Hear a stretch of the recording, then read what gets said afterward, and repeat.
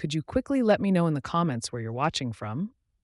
Now, once you finish doing that, let's begin.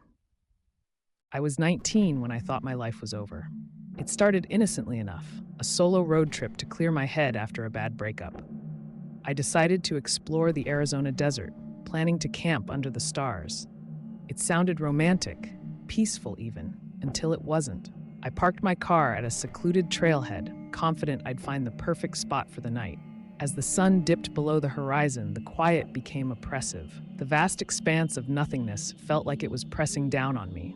That's when I saw him, a lone figure standing at the edge of the clearing, just far enough away to make his face indistinct but close sufficient to unsettle me.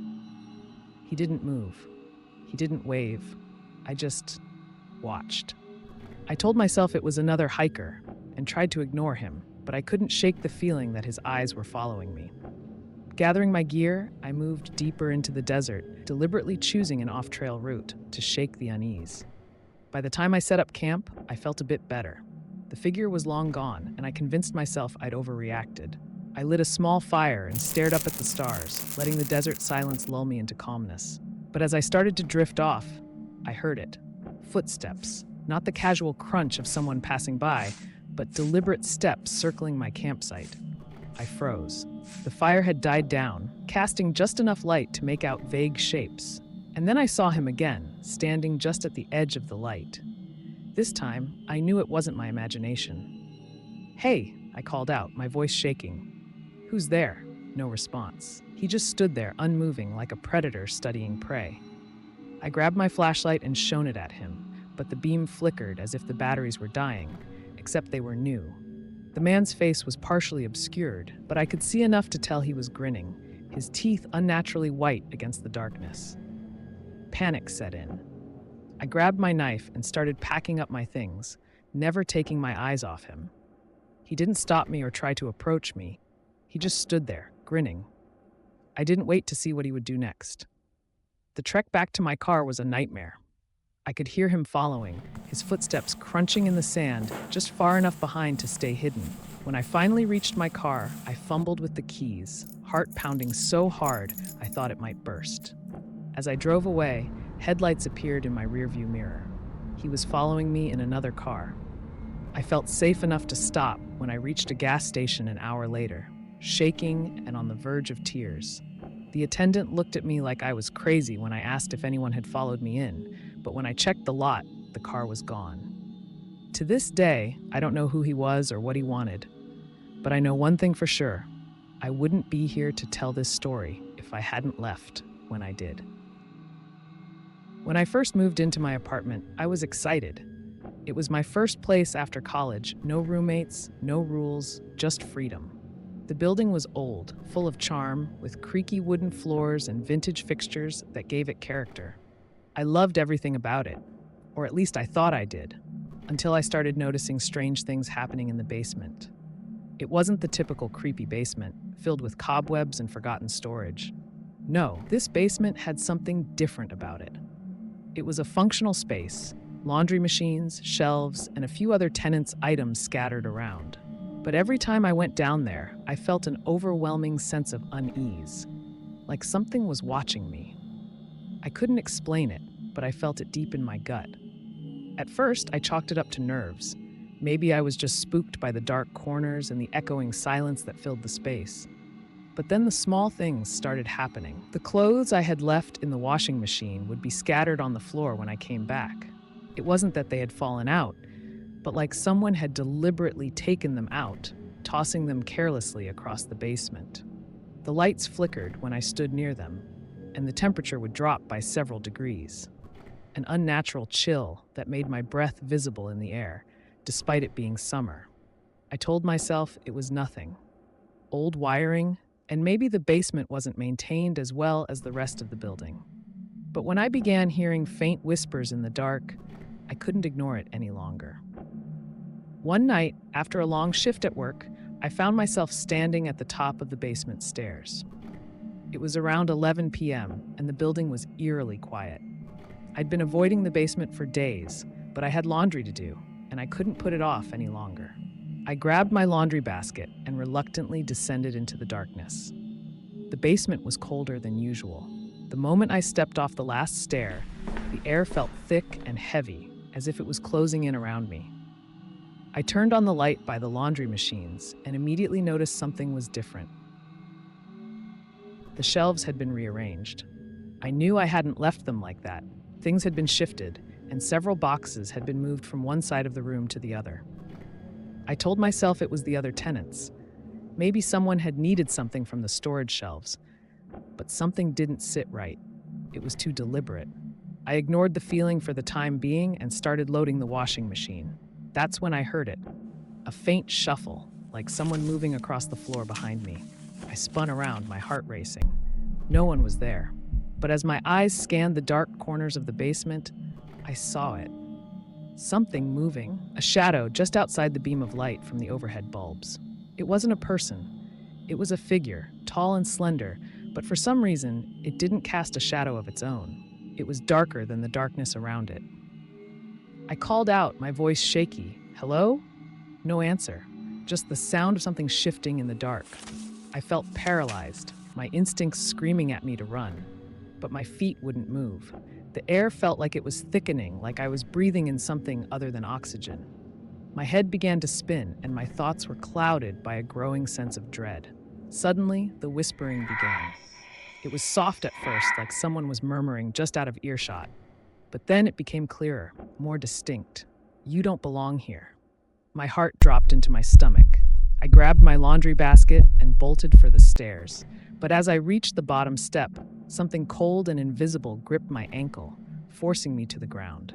I screamed, my voice echoing through the basement, but it felt muffled, as if the walls were swallowing the sound. I managed to scramble up, my hands slick with sweat as I yanked at the stair railing and pulled myself upward. But just as I was almost out, I heard something that stopped me dead in my tracks. Footsteps, coming down the stairs. I turned to look, and that's when I saw it.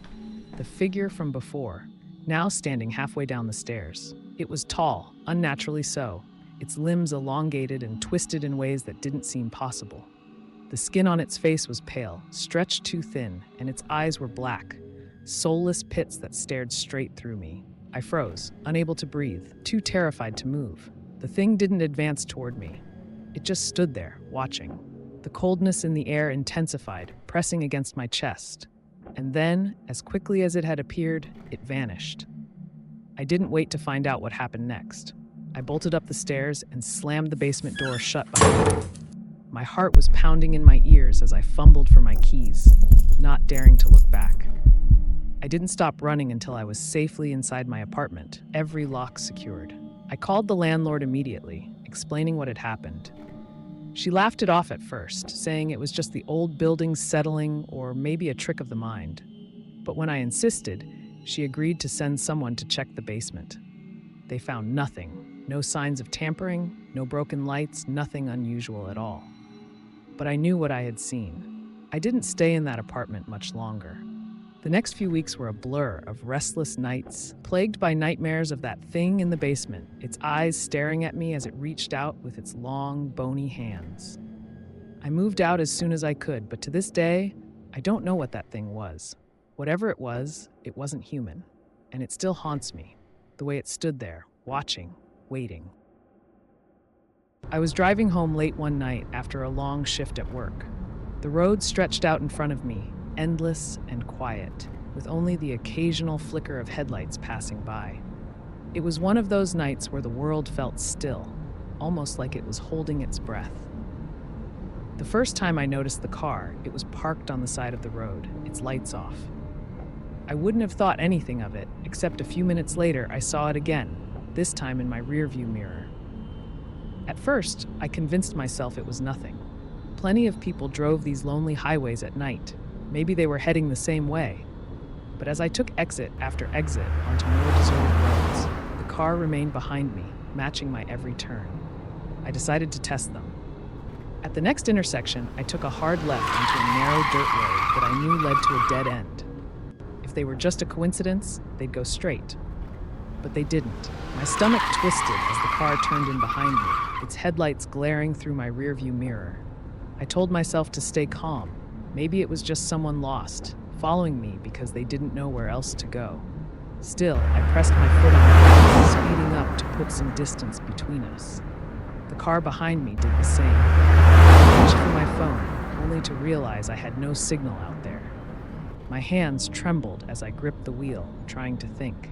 I'd always heard about people being followed, but I never imagined it happening to me. Then they turned on their high beams. The blinding light filled my car, making it impossible to see anything but the road directly in front of me. Panic surged through me as the car accelerated, pulling closer until it was practically kissing my bumper. I slammed on the brakes, hoping to throw them up. The car swerved to the side, tires kicking up dirt and gravel, but it didn't stop. Instead, it pulled alongside me, keeping pace.